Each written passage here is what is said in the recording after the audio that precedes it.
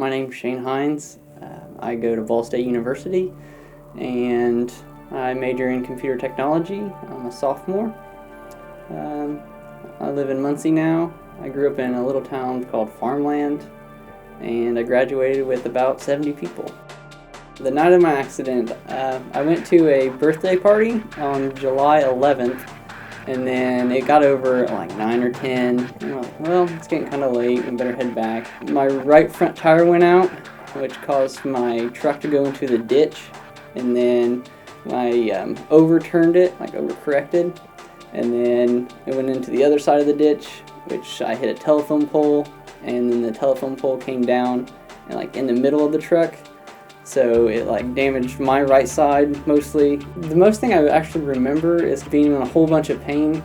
And there's a lady that showed up actually, and she was talking to me, but I don't really remember that. I told her my parents' phone number. I do remember when they put the oxygen mask on, it felt much better. I could actually breathe.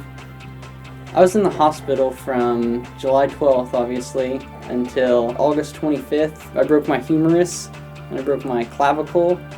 The T11 vertebrae in my back, which is actually the big one that actually hurt me, which hit my spinal cord, which causes the loss of motor coordination. And I broke my wrist. I had a bruised lung, some broken ribs. My friends and family were a big part of my recovery. They were there for me every single day, and all the nurses. They said that my room was the most decorated they've ever seen. And they actually, when they sent me to the rehab floor, they gave me the bigger room because they didn't have a lot of stuff and decorations that people were giving me and cards. The hardest part was letting them see me how I was compared to like how I used to be. I could like run the fastest or jump the highest or try to outdo them any way possible, but you get a different perspective when you're just laying on the bed and you can't do much. The doctor said that I'd probably have a 6 to 8% chance of getting out of a wheelchair to use the bathroom even, but now I actually use a cane to walk around, which is not that bad. It's a good conversation piece.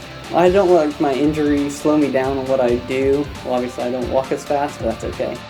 I've been on a jet ski, I've been to a football game, I've been to baseball games, I go to movies, still hang out with my friends and do whatever they're doing. It's just a different kind of challenge in life. For basketball, my coach actually let me have my same number through my junior and senior year, and he let me sit the bench every game. He finally asked me if I wanted to try to play again, and obviously it wouldn't be the same, so I said, of course. And then senior night came on my senior year, and we were playing Cowan, so Coach Duncan talked to the Cowan's coach and asked if it would be alright if they got the tip and then gave the ball to me, and then I drove down and scored the first 2 points. The gym was pretty packed and it was a great night. I actually had another doctor appointment this October, and I went and saw him for checkup, and he was really impressed, and he said that 95% of the people that would have happened to him, they would still be in a wheelchair. You hear about like bad wrecks and all the time in the news. You're like, man, that's bad, but you never think it's actually going to happen to you. And that's what I was thinking, and it actually did happen to me. So it gave me another chance kind of at life. I probably should have ended up in the cornfield, but I know now to never take anything for granted and always do what you want to do. Don't let anything stop you.